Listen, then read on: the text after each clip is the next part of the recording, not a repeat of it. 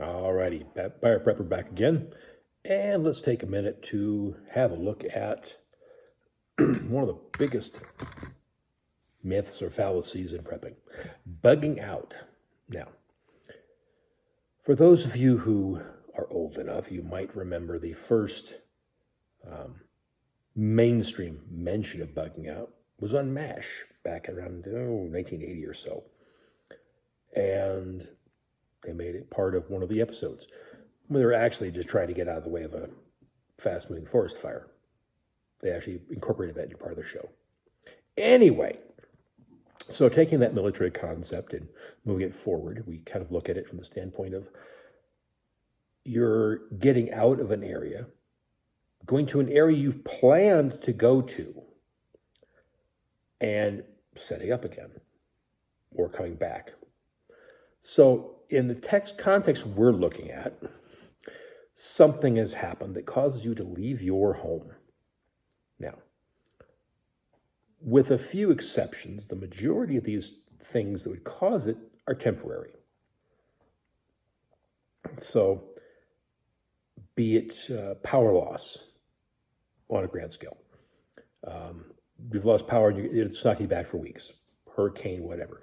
So, you pack up your stuff, you pack up your bug out bag, and you go someplace else. Now, again, pre-planned location. You're going to the farm, the family farm, a friend's house, a hotel. Now, for the majority of these places and reasons, you're not going to need, say, foraging gear or wilderness gear because you've pre-planned to go someplace where you can continue living your life.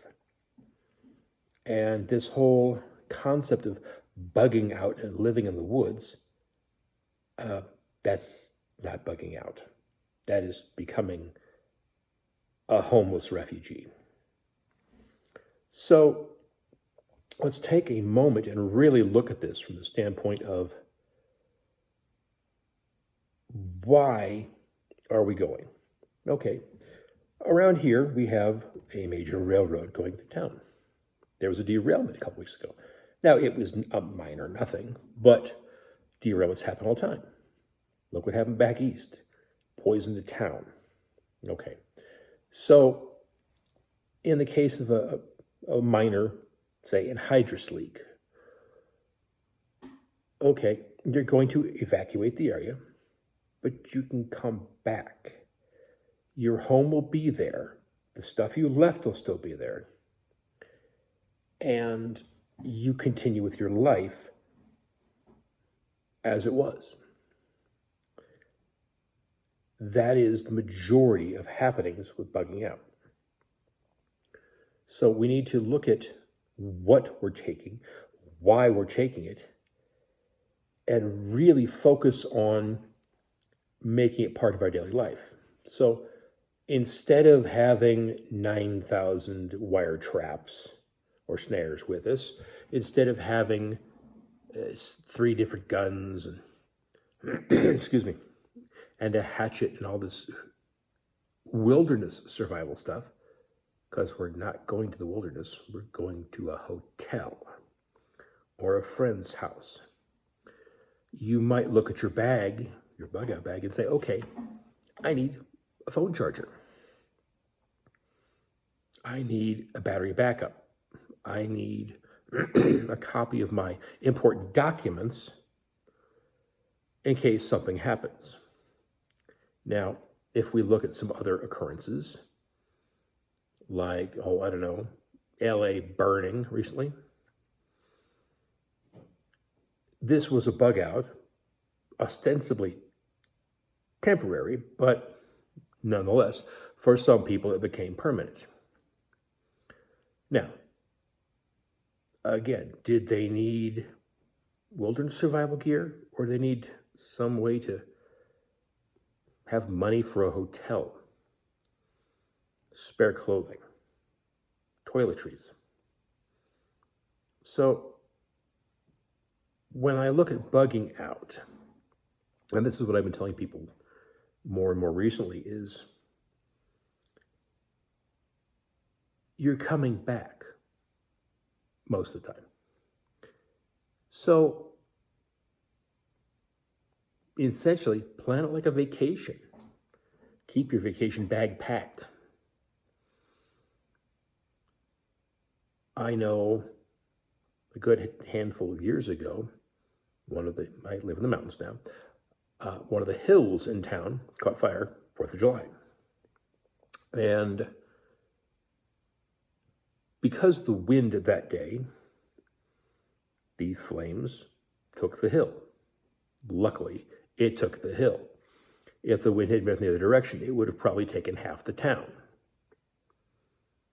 Now, a lot of people upwind were nervous, but the people downwind were being evacuated in case they couldn't get it stopped before it got past the hill.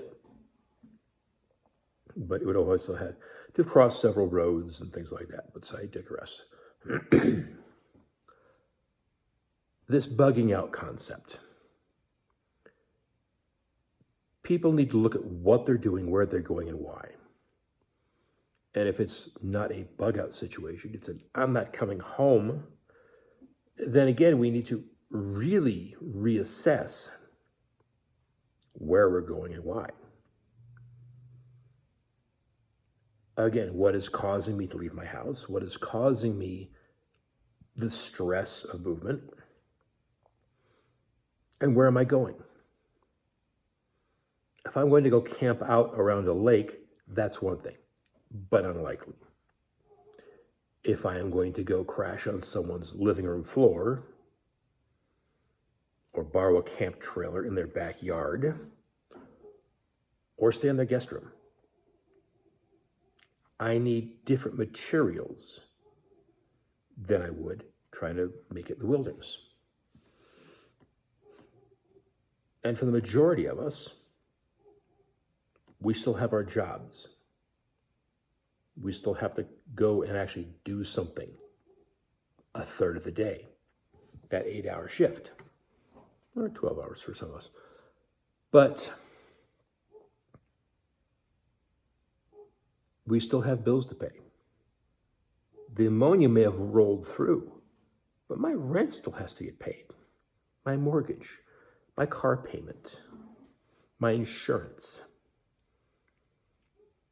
All those things don't get negated or disappear just because there's a localized emergency. So looking at your bug out bag, look at it with a lot of care and a jaundiced eye. What do you need to live in a hotel for a week or two?